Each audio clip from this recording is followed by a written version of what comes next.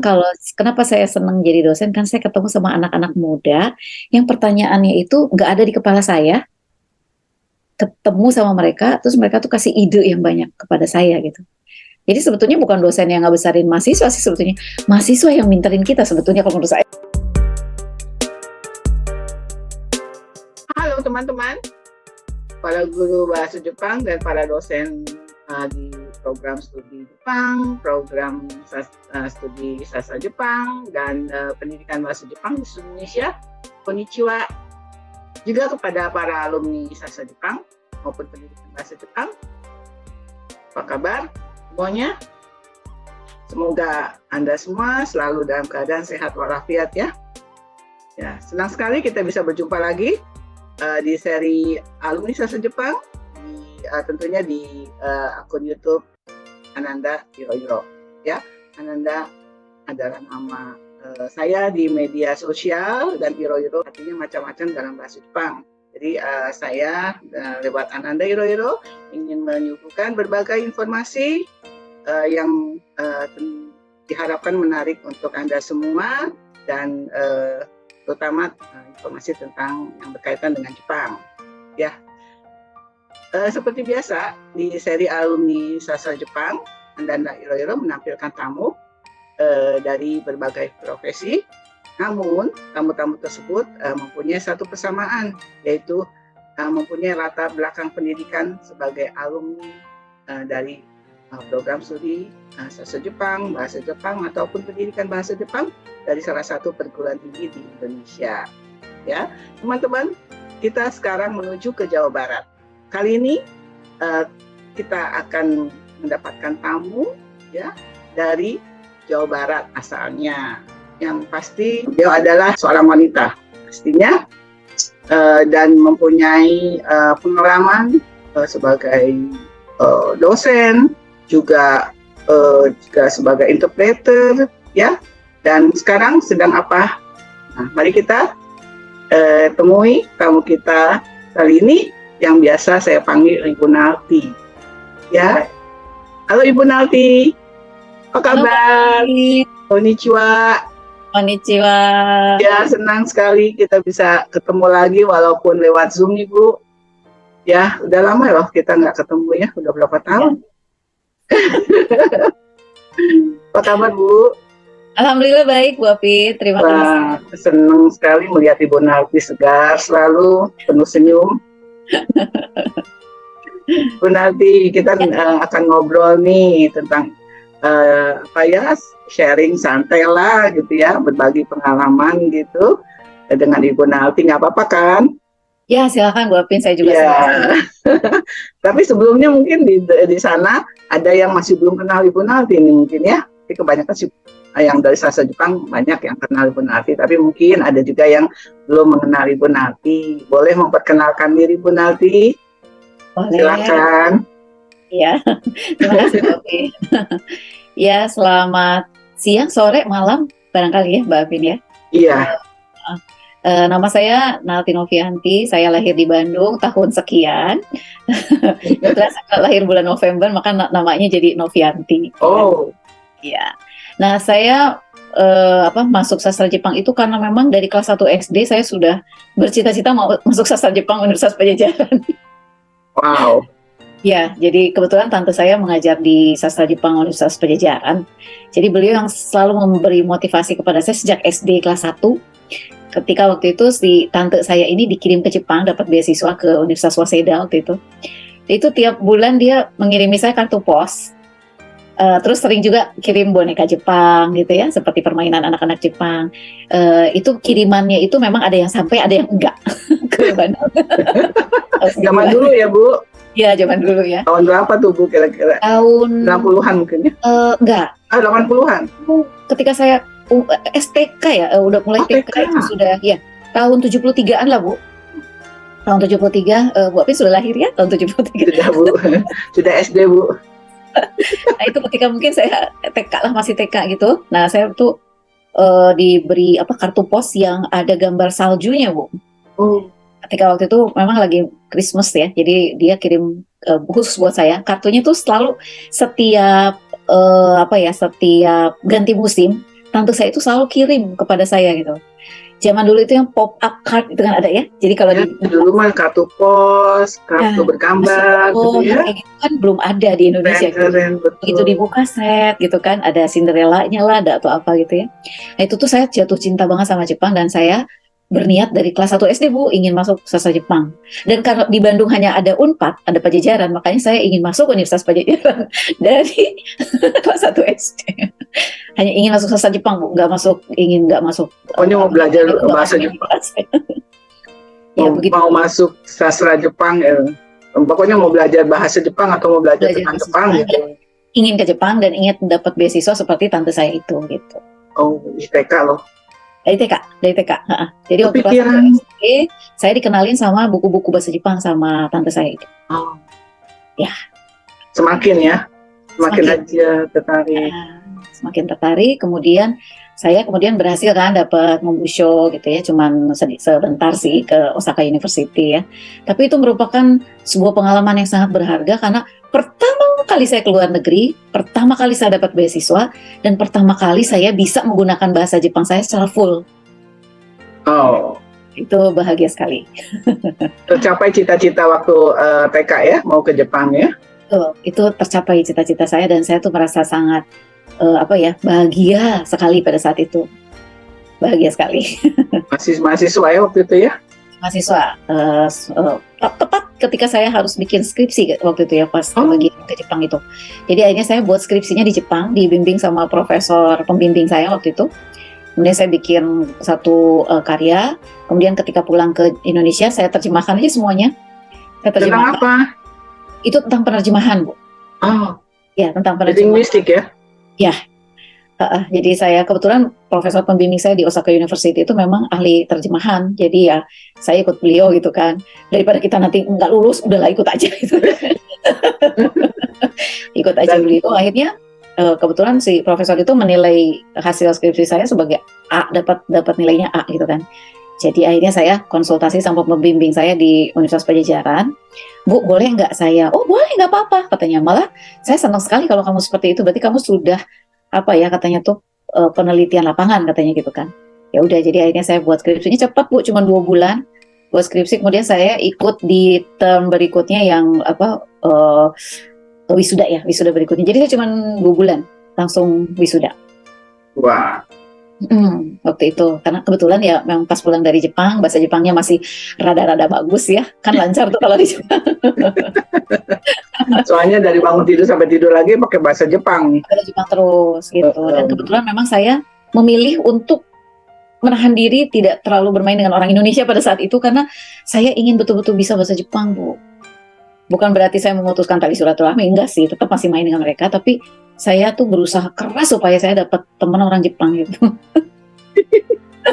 Dan ketemu jodoh di sana? Dan ketemu jodoh di sana karena saya suka sekali permainan Yakyu Jepang, Bu. Jadi saya tuh sering hadir di Yakyujo ya di situ gitu. Itu laki-laki semua kan kebanyakan ya. Baseball ya. Jadi ketemulah di sana ya. Ketemulah di sana sama si Akang. Sampai sekarang. Sampai sekarang sudah. Ini tahun 32 kami menikah. Tahun 32 tahun kami menikah. Oh, sudah 32 tahun. Wow. Sudah tua. Ya, akan pemain di Yakyu ya? Iya, betul. Udah nggak main lagi dong? Sekarang kalau waktu di Indonesia masih dia ikutan main Yakyu sama orang-orang dari Japan Foundation juga kan. Oh iya, betul ada. Saya pernah lihat juga. Ya, mereka satu tim waktu itu. Kebetulan suami saya satu tim dari Japan Foundation waktu itu. Aku kan ketemu main Ibu Nalti juga waktu itu. Iya. Aku nonton. Oh, ya, ada Ibu Nalti gitu. Aku baru tahu bahwa suaminya main Yakyu pada saat itu. Suka Yakyu banget, Bu. Tapi sekarang ini karena memang kemarin kan baru COVID segala macam. Iya. Ya. Dia jadi pelatih juga kan? Dia waktu itu jadi pelatih grup anak-anak ya? Iya kan? Kembali ke laptop, Bu. Iya, Bu. Setelah lulus gitu ya, terus Ibu ngapain? Nah, waktu sesudah lulus langsung menikah kan? Lalu saya pulang ke Indonesia kan. Nah, tapi saya sudah berjanji dengan si Akang itu bahwa saya akan pulang ke Jepang lagi gitu kan ya. Oh, Nah, tapi saya pulang ke Indonesia dulu karena saya ingin ikut wisuda dan segala macam karena dari kecil saya dibesarkan hanya oleh apa ya, sama nenek saya. Jadi saya pikir kalau nenek saya nggak melihat saya wisuda, kasihan gitu kan ya Bu ya. iya, iya. Jadi akhirnya saya pulang Pasti ke mereka, beliau juga berharap ya, bisa Betul. melihat Ibu Narti wisuda. Saya kan cucu pertama gitu kan. Kebetulan juga kan universitas negeri juga kan ya Pajajaran gitu. Jadi akhirnya ya udah saya pulang tuh wisuda, ketemu sama nenek saya. Terus tiba-tiba dosen pembimbing saya itu, nah katanya kamu kayaknya cocok deh jadi wartawan katanya gitu kan. Ah betul Bu gitu kan. Udah kamu kerja aja di satu perusahaan Jepang katanya gitu. Nih ada lagi cari katanya. Ya itu yang di Nikkei Shimbun itu di Oh, Nippon Keizai Shimbun ya, Nihon Keizai Shimbun. oke, jadi simpung ya. Ya, Mungkin say hello dulu sama Ibu pembimbing. Siapa Ibu? ya. Oh, Ibu Wiwi almarhum, Ibu. Oh, Ibu Wiwi Ya, almarhum. Ibu Wiwi almarhum. Ya, Sekali. beliau banyak sekali jasanya kepada saya. Sudah membimbing saya gitu kan. Iya. Apa namanya? Tapi beliau baik sekali. Jadi akhirnya saya menuruti nasihat beliau untuk masuk dulu ke Nihon Keizai Shimbun ini. Masuklah saya di situ. Nah, ketika saya di Nihon Keizai Shimbun, saya bertemu dengan beberapa alumni dari Pajajaran yang bilang, nah, kamu kan senang jalan-jalan, kenapa kamu nggak masuk aja ke Garuda? Katanya di Garuda lagi buka tuh untuk flying interpreter katanya gitu. Ini Nikkei ngapain Ibu? Di Nikkei itu saya jadi wartawan, Ibu. Oh, Ya, jadi saya wartawan yang mondar-mandir atau? ya, yang mondar-mandir. Jadi saya yang menjumpai beberapa orang Jepang. Pada saat itu tuh Sogo baru dibuka di Indonesia, Bu. Ya, jadi saya ketemu dengan presiden direkturnya Sogo gitu ya. Terus saya mewawancara beliau. Terus akhirnya hasil wawancara saya itu muncul di Nikkei Shimbun yang hari berikutnya gitu loh. Yang sudah tapi yang memperbagus bahasa Jepang saya bos saya waktu itu, bos Nihon Keizai Shimbun ya. Bahasa Jepang saya dibagusin sama dia. Tapi namanya tetap Melty Novianti gitu di bawahnya. Senang banget saya. Udah gitu saya disuruh meliput kehidupan penyu di Bali lah gitu ya. Udah gitu saya ada upacara apa di Borobudur waktu itu yang banyak dikunjungi oleh orang Jepang, tuh saya naik helikopter dari Jakarta ke Borobudur, saya ingat banget itu. Kawan Keizai Shimbun yang dari Jepang. Oh, sama-sama. Ya, jadi kami buat kayak satu repertoar gitu ya tentang apa ya waktu itu ya lupa saya, pokoknya ada peringatan apa di Borobudur gitu, kemudian kita liput di situ dan beritanya kemudian muncul di hari berikutnya seperti itu. Yang paling berkesan di sana di Nikkei apa Bu? Yang paling berkesan pada saat bekerja di Nikkei? Ya, yang paling saya berkesan adalah saya bisa mewawancarai orang Jepang yang tidak semua orang bisa menjumpai dia gitu loh, Bu. Siapa gerangan? Maksudnya jadi kayak orang-orang penting. Oh, orang-orang penting, iya. Kayak Presiden Direktur Sumitomo misalnya gitu. Oh. Terus kayak Presiden Direktur Bank Mizuho misalnya gitu ya. Kan tidak semua orang bisa ketemu. Iya, ketemu. Tapi saya bisa gitu. Ketemu. Senang banget. Cuman ternyata bekerja sebagai wartawan itu nggak kenal waktu. Jadi saya tuh kadang-kadang pulang ke rumah tuh jam 3 malam gitu. Nah, tante saya nih yang saya tinggal di rumah tante saya di Jakarta itu waktu itu. Dia nggak bisa say hello sama ibu tantenya? Ibu Yulia sih Ibrahim. Halo Ibu Yuli. Apa dosen di Unsada ya? Iya, Unsada ya. Halo Ibu Yuli, semoga sehat selalu. Ya, dia nggak suka saya pulang malam. Kamu nggak enak sama tetangga, kamu pulang jam 3, nggak usah pulang aja sekalian katanya.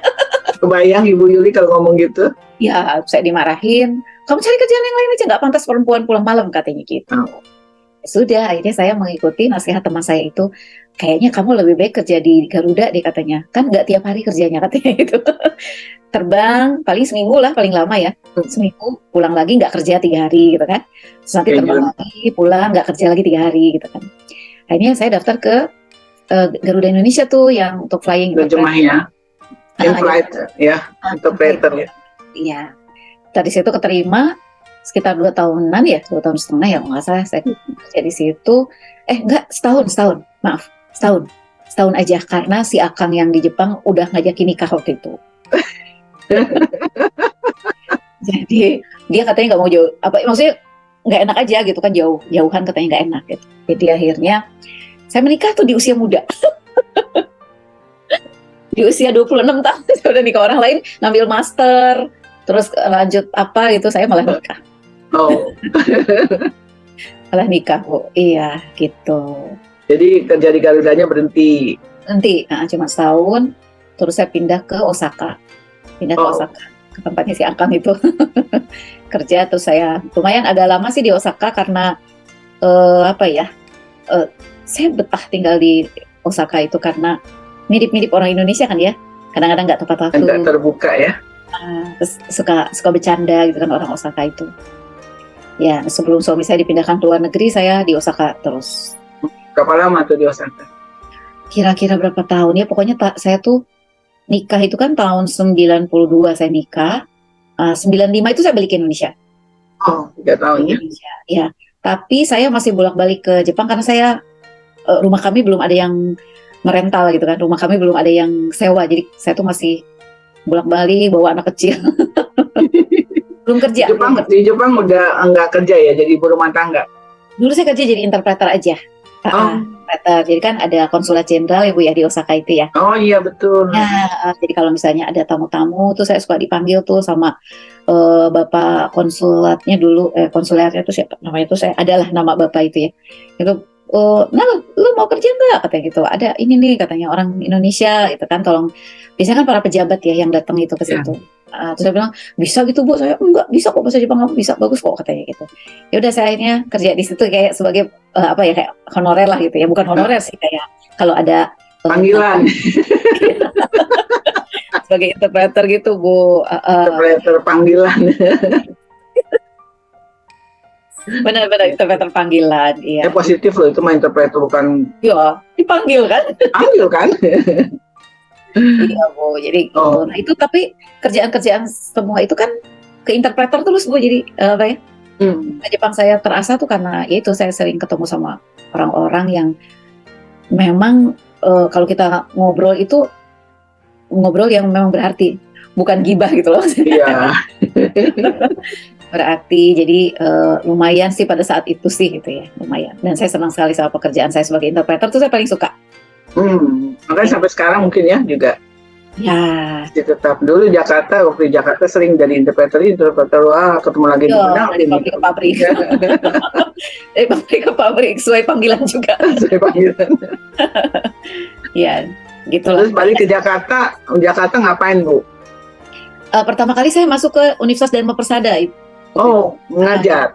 Ya, setelah anak saya agak besar, udah boleh ditinggal gitu. Jadi saya mulai ngajar pertama kali ke Universitas Dharma Persada karena ada tante saya di situ. Tantenya iya di sana. Ya ini ya, udah kamu masuk Dharma Persada aja dulu katanya. Rasain dulu gimana mengajar itu. Karena saya nggak pernah mengajar. Saya nggak pernah ngajar. Jadi kan saya juga takut ya. Akhirnya saya ke Dharma Persada terus kayak ada semacam interview dan ada cara mengajar gimana gitu. Disuruh ngajar di depan gitu kan. Udah saya ngajar. Terus diterima gitu kan, dan saya sempat mengajar 2,5 tahun di situ ya. 2,5 tahun, tapi karena tempatnya jauh ya Bu ya, waktu itu Unsada itu dengan macet biasanya.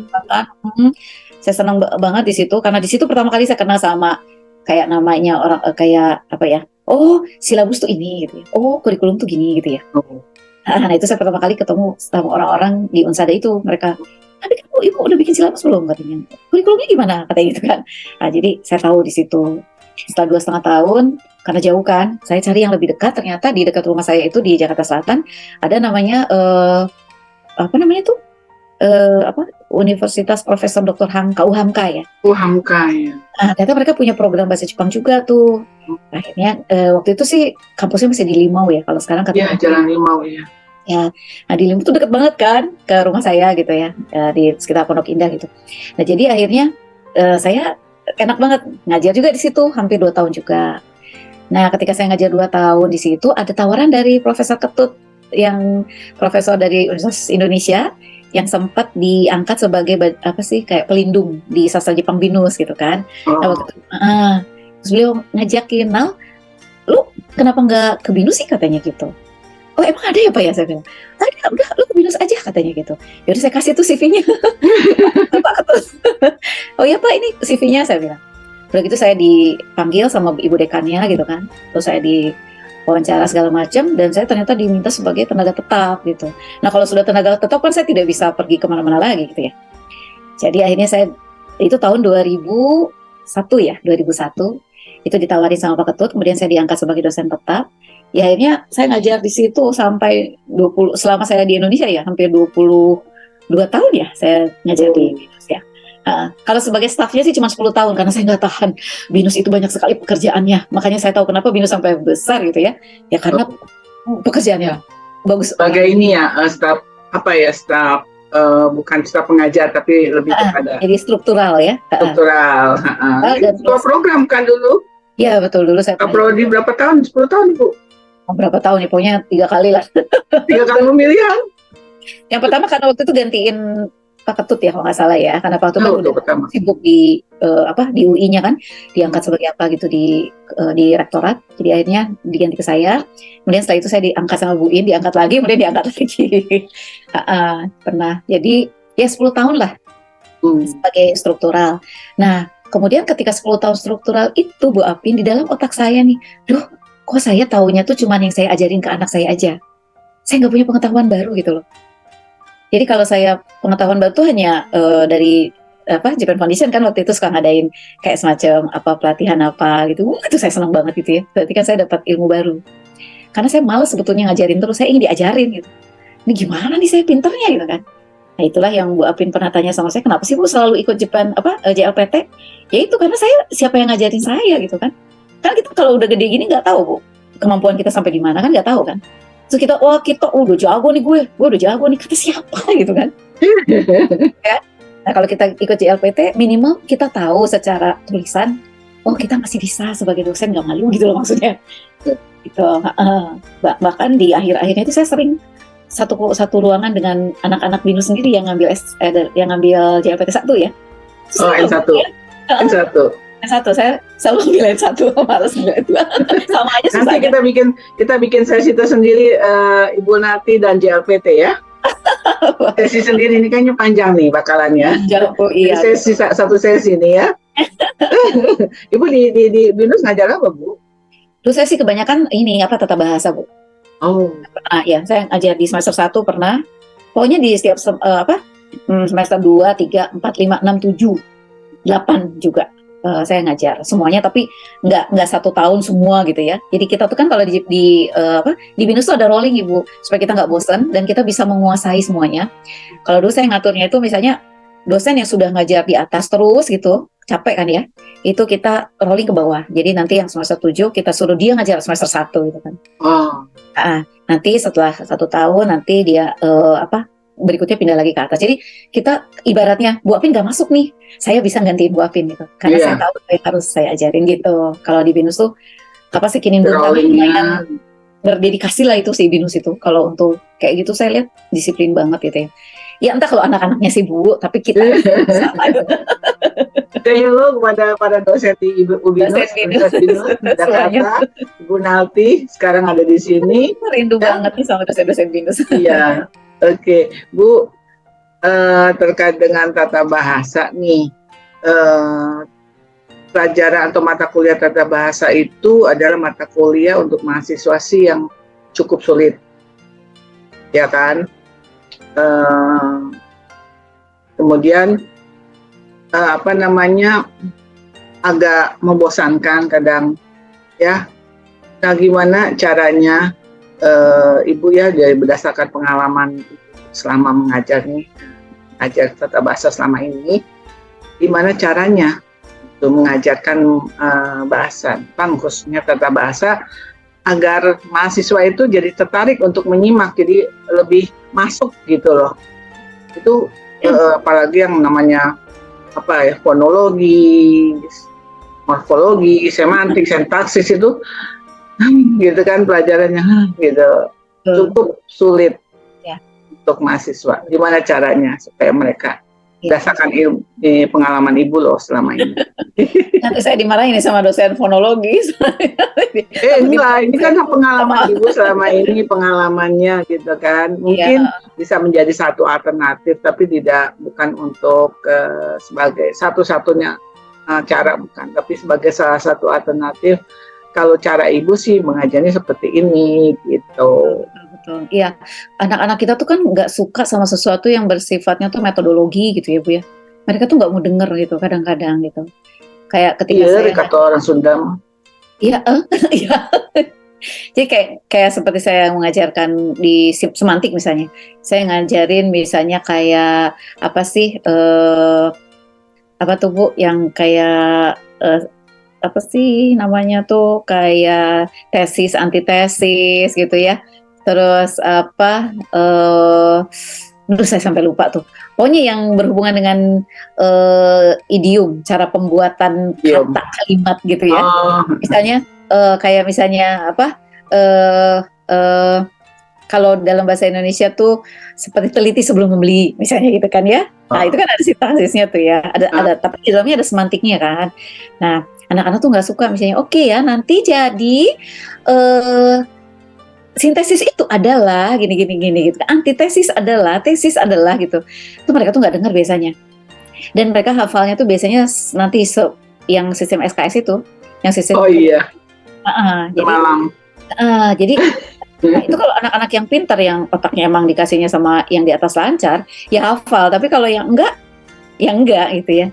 Karena memang minatnya nggak di situ kalau menurut Nggak saya. tertarik nih ya, apalagi orang yang mahasiswa nggak tertarik dengan linguistik Ya. juga banyak sih. Banyak yang datang ke kelas nggak bawa catatan. Lu pasti sih saya bilang, bukunya mana? Ini saya katanya. Jadi buku teksnya yang diliatin, tapi nggak punya buku catatan. Halah dalam hati. Saya nyatetnya di sini kok saya karena itu sih sambil buka HP, terus dia nggak tahu. Dia emang nyatet atau apa? Aduh, mahasiswa sekarang kayak gitu. Jadi saya nggak pernah ngebahas apa yang ada di buku, nggak pernah saya. Mungkin kalau orang benar-benar yang suka semantik, yang benar-benar ngeliat, mungkin dia marah sama saya gitu. Karena saya nggak ngajarin seempluk-empluknya gitu, saya nggak pernah.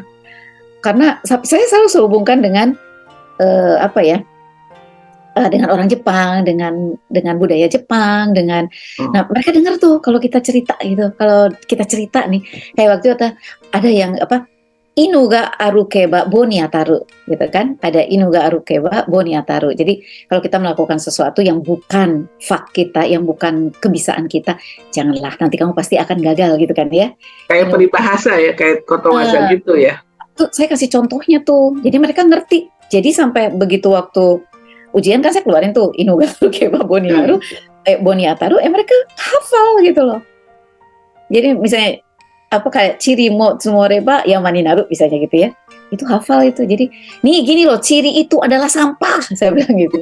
Sampah itu kalau ditumpuk-tumpuk nanti jadi gunung, makanya kamu kalau ada masalah jangan ditumpuk-tumpuk, nanti jadi kayak gunung. Nah, itu tuh gitu. Jadi kalau masih ujian dan saya tuh memang kan seneng ngobrol orangnya gitu, dan saya tuh selalu menahan diri di kelas itu supaya nggak terlalu banyak omong gitu ya, maksudnya nggak terlalu banyak omong yang tidak di luar apa case gitu ya. Saya tuh selalu menahan diri Bu, soalnya saya orangnya senang ngobrol. Jadi iya. Jadi kalau udah ngobrol Bu Nalti pasti lama. Maaf ya Bu. Enggak lah, seneng lah. Kayak gitu. Oh, kayak gitu. Dihubungkan aja dengan apalah gitu, dengan orang Jepang. Saya kan ya suka bilang pengetahuan kita tentang Nihonjin itu sedikit gitu kan. Kita taunya ya Sashi Nihonjin gitu kan, Kampeki na Nihonjin. Padahal ternyata enggak gitu ya. Sudah saya di sini udah 3 tahun ya di sini, saya tahu kalau orang Jepang itu tidak zenbu wa zenbu ya sashiku monai gitu ya. Ibu lebih lagi di 3 tahun waktu habis menikah juga tinggal di Jepang kan. Nah itu, jadi nggak semuanya sashi gitu, ya nggak semuanya baik ya. Kita nggak boleh membuat gender orang Jepang gitu ya, nggak bisa, karena kan orang Iya, Jepang orang Jepang manusia juga, ada yang baik, ada yang nggak baik gitu kan. itu semuanya tergantung kitanya sih sebetulnya. Iya, betul, tergantung manusianya ya. Ya, gimana pendekatannya. Nah, kalau misalnya kita mau mendidik anak-anak kita itu untuk berkecimpung di nantinya untuk gaul sama orang Jepang gitu ya, kan jadi penerjemah, itu tuh kan sebetulnya gaul sama orang Jepang ya kan. Ya mungkin kita harus kasih ilmu tentang kejepangannya lebih banyak gitu. Jadi memang sintaksis itu harus, dan modul juga kan harus semua diajarin kan sudah ada di kurikulum ya, harus kita diajarin. Tapi kalau cara ngajar tergantung kita kan gitu kan. Improvisasi di kelas supaya anak-anak dengar tergantung kita. Makanya saya pernah bilang Bu Apin, saya kalau ngajarin sintaksis suka bawa lagu Jepang gitu kan, yang saya cerita tuh pernah dimarahin sama satu orang dosen gitu kan. Bu itu ngajarin lagu katanya gitu. Iya, saya bilang gitu. Di situ banyak idiomnya gitu kan. Jadi saya dan anak-anak suka gitu ya. Dalam hati, ih, kok gitu sih? Tapi ya sudahlah. Setiap orang kan punya Ya cara masing-masing. cara masing-masing. Loh, kalau saya caranya begitu dan saya tidak rubah karena saya dimarahin orang itu, misalnya saya jadi rubah ya enggak, karena kalau saya sih yang ngelihat. Tapi ada juga Bu, kelas yang memang tidak bisa dikasih seperti itu. Ada anak-anak yang benar-benar serius, ya udah saya kasih serius gitu. Saya lihat kelasnya dulu, biasanya begitu masuk kan kita tahu ya. Iya. Ini kayaknya anak-anaknya nih rada-rada leyeh-leyehan nih gitu kan. Nggak bisa nih dikasih modul pluk-pluk atau Iya, dikasih serius nggak nggak bisa. bosan jadinya. Nggak bisa. Ada yang seperti itu. Macem-macem lah.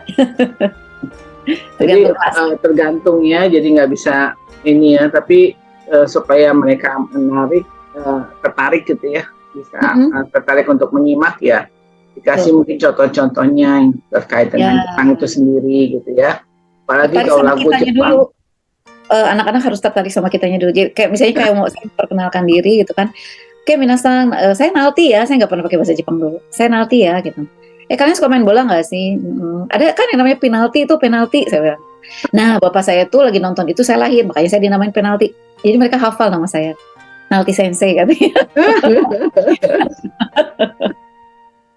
Kayak gitu. Jadi awal harus tertarik sama kitanya dulu. Kalau menurut saya ya, kalau sebagai pengalaman Bu Nalti selama ini seperti itu ya. Kalau nggak tertarik sama kita mah bolos terus nanti anak-anak. Emang gimana kalau waktu Ibu ngajar memang ada yang bolos atau gimana? Jarang sih kalau di kelas saya. Okay. Jarang. Karena saya tuh terkenal sebagai dosen yang dalam tanda kutip galak. Kalau kita dulu bilang dosen yang maut. Galak karena saya tuh kalau tugas benar-benar saya periksa, saya balikin gitu. Terus kenapa sampai kayak gini gitu, saya panggil. Agak kilar-kilar dikit. Maksud saya bukan ingin nunjukin saya punya kuasa, bukan. Ya saya ingin nunjukin aja kalau ini salah, kamu jangan kayak gini lagi gitu kan. Maksud saya sih gitu. Tapi kan itu tergantung anaknya juga, Bu. Iya, penangkapan penangkapan mereka ya. Kalau saya sih sebetulnya dulu waktu SMA saya suka dengan guru yang killer. Oh. Soalnya dimasuk. Ya. Ya kan masuk.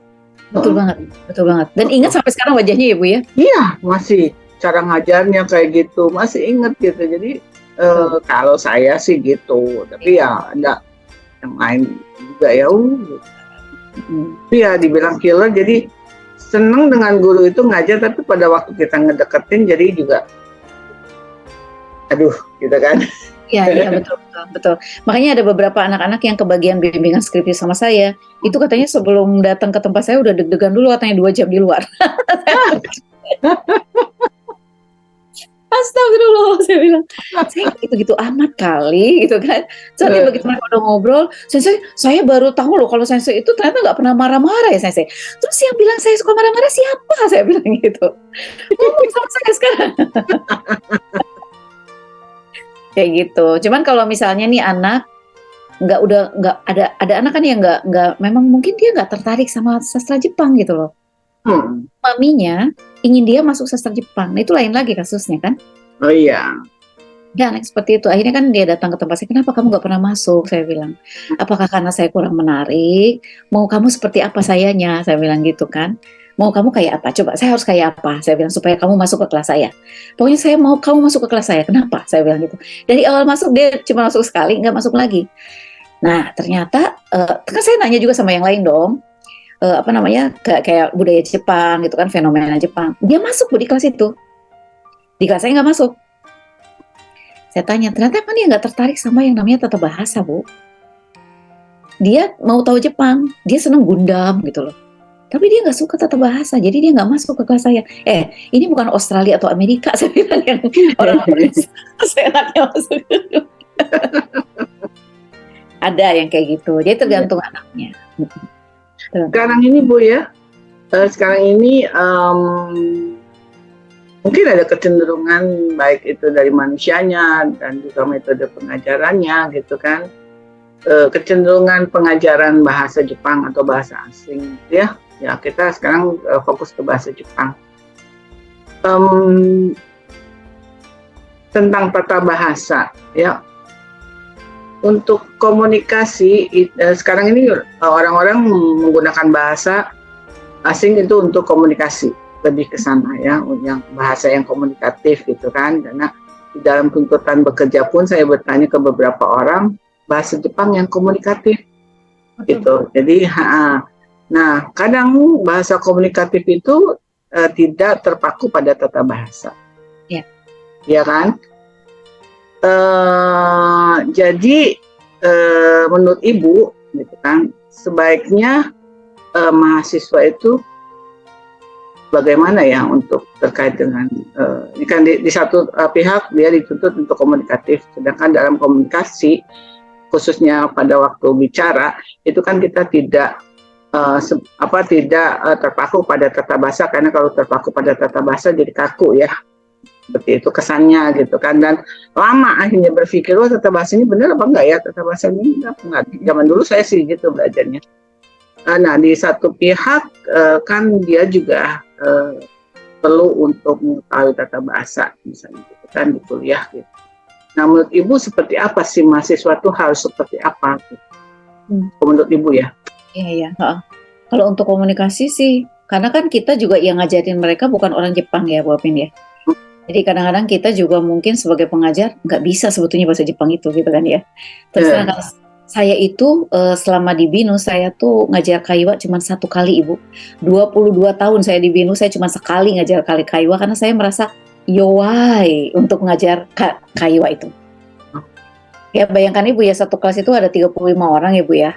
Nah kemudian bagaimana caranya supaya kita bisa ngawasin anak-anak itu benar nggak sih mereka ngomongnya. Meskipun kita bagi menjadi kelompok, misalnya ada 7 kelompok atau 8 kelompok, yakin kita bahwa kita akan mendengar dari mereka bahasa Jepang yang baik dan benar gitu ya. Sementara kita sebagai pengajar sendiri kadang-kadang kan masih aneh ya bahasa Jepangnya gitu kan. Itu yang pertama. Jadi kalau saya ngajarin anak-anak tapi bukan yang di kampus ya Bu ya. Saya ada mengajar juga di beberapa kursus kan ya waktu itu. Nah, kalau di tempat kursusan tuh saya selalu ngajarin mereka itu dengan mendengarkan terlebih dahulu, dengerin dulu. Jadi denger. Jadi kayak ensyu gitu ya, dengerin gitu. Terus saya tantang, coba itu ngomongnya kayak apa sih? Gitu saya bilang. Itu dia ngomong apa ya gitu.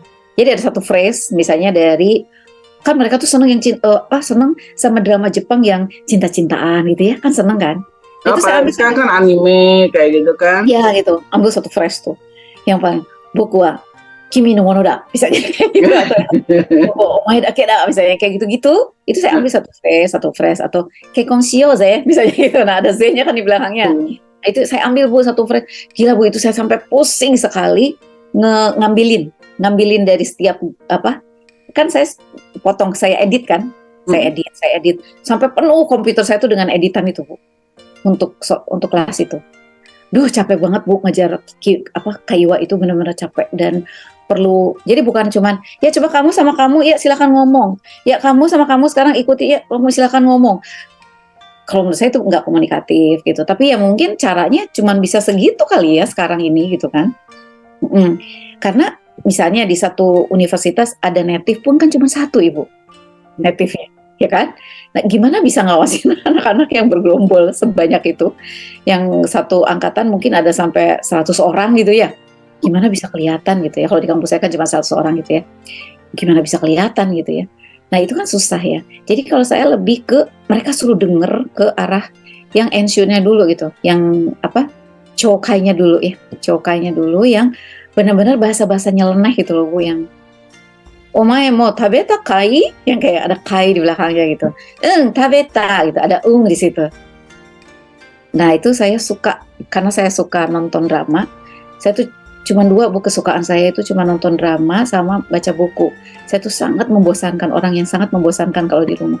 Nggak punya hobi yang lain selain nonton film dan baca buku, itu nggak ada saya gitu. Jadi saya ajak anak-anak itu juga ke situ gitu.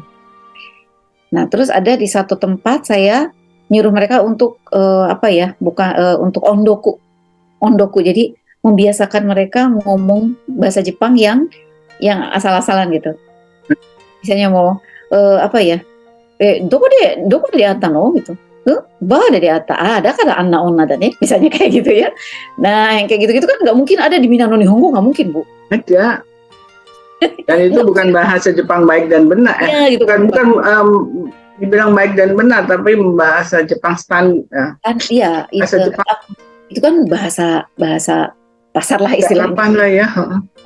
Gak mungkin ada di situ, nggak boleh dong gitu kan. Oh iya. Boleh gitu kan. Nah tapi ternyata kenyataannya ketika anak-anak saya yang binus ya terutama ya, saya nggak tahu yang lainnya kan, yang sekarang kerja di Jepang, ya yang bahasa itu Bu yang ada gitu, bahasa itu. Jadi kayak kemarin gitu, anak saya itu sakit, terus dia nelpon kan ke ke Shuninnya gitu ya, Shunin, kyo yasumasete itadakitai desu kedo gitu kan, dia bilang, dosa no kebyo katanya gitu. Nah kebyo gitu, kata kebyo itu kapan kita ajarin ke anak-anak? Gak ada gitu kan. Tapi begitu sampai di sini ternyata ada kata kebyo itu pura-pura sakit gitu kan, atau kayak irusu gitu kan, pura-pura nggak ada. Itu kapan kita ajarin ke anak-anak? Apa ada saya nggak tahu tuh, apa ada di buku teks atau enggak, saya nggak tahu. Tapi kata-kata seperti itu ternyata yang ada gitu, yang kata-kata pasar itu yang ada gitu. Jadi kata bahasanya itu memang hampir enggak. Yang diajarkan di kuliah itu hampir jarang dipakai kalau dalam bahasa percakapan ya. Jadi misalnya kalau kita ngomong sama Sacho, misalnya iya pastilah gitu. Sacho asta yasumasete itadakimasu misalnya gitu kan. Nah bahkan kita ngomong gitu aja salah. Yasumasete itadakitai desu itu kan nggak boleh. Kita ngomong yasumasete itadakenai deshou ka, kalau dengan kan harus seperti itu ya. Nah kata-kata kayak itu memang diajarin sih. Tapi pernah nggak sih kita bikin satu misalnya kayak kaiwa beneran di kelas gitu, kayak kita di sini? Kan juga enggak gitu loh. Nah yang ada tuh di mana? Yang real Japanese-nya ada di mana? Ya di drama gitu kan ya, di anime kalau anak suka anime gitu kan. Nah yang paling kalau orang nggak suka anime gimana? Nggak suka drama gimana? Nah, makanya saya adain ondoku, baca buku bareng-bareng gitu supaya terbiasa aja. Misalnya tapi jangan saki misalnya gitu. Tapi kita jangan saki, harusnya kan saki tabemashita ne gitu kan. Jadi tapi kita jangan saki. Mau onaka suite kita no misalnya. Onaka suite kita. Itu kan bahasa Jepang banget. Onaka suita no kita biasanya ngomongnya gitu kan ya. Mau onaka suite kita no gitu. Suite kita itu jarang banget Bu ada muncul di kaiwa kita. Ya, Ibu di situ di dalam kuliah situ terus dibandingkan nggak, maksudnya ini percakapannya ini kalau yang standarnya seperti ini gitu, ya, diterangkan kepada mahasiswanya. Ya. Jadi biar dia tahu gitu, waktu bercakap seperti ini, tapi kalau sebetulnya bahasa Jepang yang benernya seperti ini gitu. Ini gitu, iya. Dan banyak sekali kelemahan dari, kalau yang saya lihat selama saya ngajar di BINUS ya, banyak sekali kelemahan gitu ya. Ya saya sendiri sebagai dosen dan para dosen kami sebagai dosen sendiri, kalau menurut saya masih kurang banget pengetahuan. Misalnya kayak tabete kita gitu ya, kayak bentuk te iku, te kuru gitu tuh jarang sekali dipakai di kaiwa gitu loh. Jadi kita nggak tahu kalau saya sendiri salah loh Bu ngomong sama suami saya tuh waktu pertama kali nikah gitu ya. Ada toire ite kita, dia bilang, ita, saya bilang gitu. Mau toire ita yo gitu kan. Harusnya kan saya bilang toire ite kita, karena saya udah balik lagi kan. Harusnya kan saya bilang, saki toire ite kita yo gitu. Tapi saya bilang, saki toire ita yo gitu ya. Dare ga? Katanya gitu suami saya. Watashi gitu. Ima no Nihongo chotto okashi yo katanya gitu. Ima ite kita, dia bilang gitu. Ima ite kita, ima saki jangan, ima ite kita katanya gitu. Kamu udah di sini lagi, ite kita katanya gitu. Nah sementara kenapa saya nggak bisa ngomong itu? Karena saya juga nggak pernah diajarin dulu. Saya juga baru tahu. Untungnya punya kamus berjalan ya. Berjalan. Saya baru tahu tuh waktu pas di Osaka gitu ya, sering dibetulin bahasa Jepang saya sama sensei gitu. Karena saya tuh terus terang waktu di Osaka itu jarang bergaul sama orang Indonesia Bu. Saya bergaulnya tuh sama sensei-senseinya. Karena saya ingin tahu aja sih. Kalau saya kan Ibu tahu sendiri ya, saya mau orangnya agak nekat kan Ibu ya. Ya begitulah. Karena saya ingin bisa, bukannya saya ingin bisa aja. Nah saya ingin anak-anak juga punya kayak gitu kokising ya tadi. Iya. Gitu. Jadi anak-anak itu karena kalau kita mengajarkan bahasa standar baik dan benar gitu kan, jadi nanti kalau mereka ngomong tuh jadi aneh ya. Jadi aneh. Kalau dalam percakapan. Ya, tapi ya memang kan? bahasa standar harus diajarin ya, betul gitu. Tapi Iya, nanti kita harus ngajarin juga sama mereka bahwa kalau di Jepang itu bukan kayak kayak kalau di daerah Kanto kan jang, pakainya jang gitu kan ya. Tapi tajang gitu kan. itu Asonda juga jang. harus diperkenalkan ya, bahasa-bahasa percakapan itu juga Iya, harus diperkenalkan supaya mereka pada waktu nanti masuk ke dunia kerja ketemu dengan orang-orang Jepang dengan apa harus. ya, staf Jepang, jadi mereka nggak kaget dan juga mungkin nanti terbiasa. Iya, harus biasa dengar gitu kan. Nah, kan kita sendiri kan tidak ada di Jepang terus ya Bu ya, kalau dosen-dosen kita kan nggak ada di Jepang terus ya. Mungkin karena saya nikah sama orang Jepang aja jadi saya tahu gitu kan, karena dia pakai kan yang seperti itu. Kan dan saya itu kan emang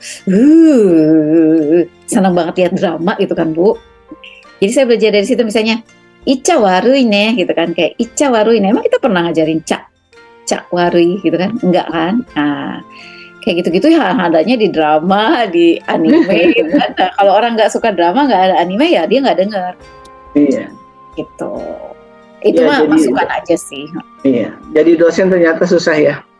Susah Bu, makanya saya takut kalau Ibu tadi tanya, ada pesan-pesan untuk dosen? Nggak ada, takut saya.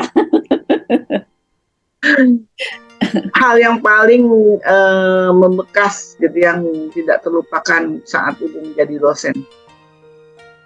Mungkin ketika anak-anak lulus, apa namanya tuh, mereka tuh apa ya, anak-anak lulus kan biasanya udah ya sayonara, udah dadah gitu kan. Nah ini ada beberapa, terutama yang mungkin yang bimbingan saya, atau ketika waktu di kelas mereka sangat terkesima sama saya gitu ya. Itu tuh langsung datang ke ruangan saya gitu loh Bu. Mereka tuh apa, "Sensei makasih," terus ada yang sampai nangis, nyiumin saya, melukin saya gitu. Itu paling berkesan sih ya Bu ya. Jadi itu emang benar mereka gitu. Kan mereka udah susah tuh tadi di dalam kan ditanya-tanya sama, tim penguji gitu ya. Tapi begitu udah selesai mereka langsung datang ke saya gitu kan, dan mereka tuh nggak nunggu-nunggu sampai pulang dulu terus baru WA gitu, enggak, dateng gitu. Nggak semua sih yang seperti itu, ada juga yang, sebel banget sama analisis sensei waktu gue dibimbing skripsi, gue dimarahin mulu bla bla bla misalnya gitu. Ah, Ada yang itu juga ada. Cuman yang berkesan emang seperti itu dan sampai sekarang, apalagi yang ada di Jepang nih, mereka mau nemuin saya gitu, main sama saya. Pada saat itu udah nenek-nenek ya Bu ya, dibawalah sama mereka tuh saya tuh ke kafe-kafe yang anak-anak muda gitu loh. Saya bilang, "Ya baik banget ya nih anak-anak ini," gitu. Ada yang seperti itu Bu. Jadi itu yang buat saya terkesan. Jadi mereka, bukan saya merasa bahwa saya sebagai dosen itu paling oke, enggak. Saya juga kan banyak kekurangan, tapi mereka masih ingat sama saya, itu yang saya syukurin gitu ya. Alhamdulillah masih ada anak-anak yang baik ini gitu. Ibu senang menjadi seorang dosen. Senang Bu, cuman memang kalau untuk dosen itu ya itu kan kita dituntut untuk membuat orang bisa kan ya Bu ya. Jadi kalau kenapa saya lebih suka jadi interpreter, karena kalau interpreter itu bla bla bla bla bla, ya kamu ngomong apa bla bla bla bla, itu ngomong apa bla bla bla gitu kan. Terus kadang-kadang dia Selesai. ngomong, saya juga harus ngomong, dojitsu aku kan gitu ya. Gitu kan. Nah, tapi saya tidak dituntut apapun. Asal si mister itu ngerti apa yang orang ini ngomong, dan asal si tuan ini ngerti apa yang mister itu ngomong, udah selesai kan. Nah, tapi kan kalau yang namanya dosen itu kan dalam tanda kutip dosanya gitu ya. Kalau ngajarin Tanggung salah, jawab moralnya Bu ya. kalau ngajarin salah nyambung tuh. Takut ya. Itu sih. Kalau saya lebih suka jadi interpreter daripada dosen sebetulnya gitu. Cuman kalau kenapa saya senang jadi dosen kan saya ketemu sama anak-anak muda yang pertanyaannya itu nggak ada di kepala saya. Ketemu sama mereka, terus mereka tuh kasih ide yang banyak kepada saya gitu. Jadi sebetulnya bukan dosen yang ngebesarin mahasiswa sih sebetulnya, mahasiswa yang minterin kita sebetulnya kalau menurut saya ya.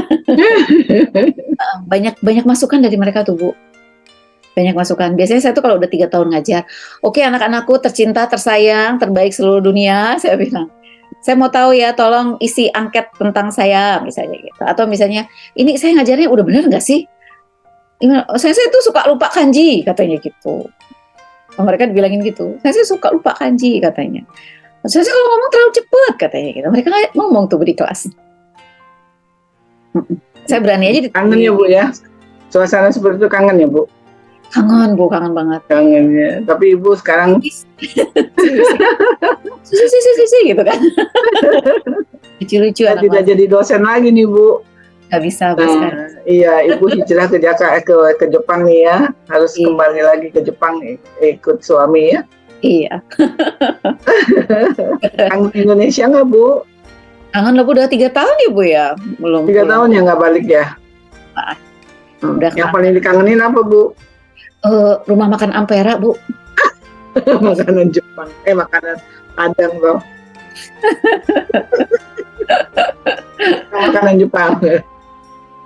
See you again.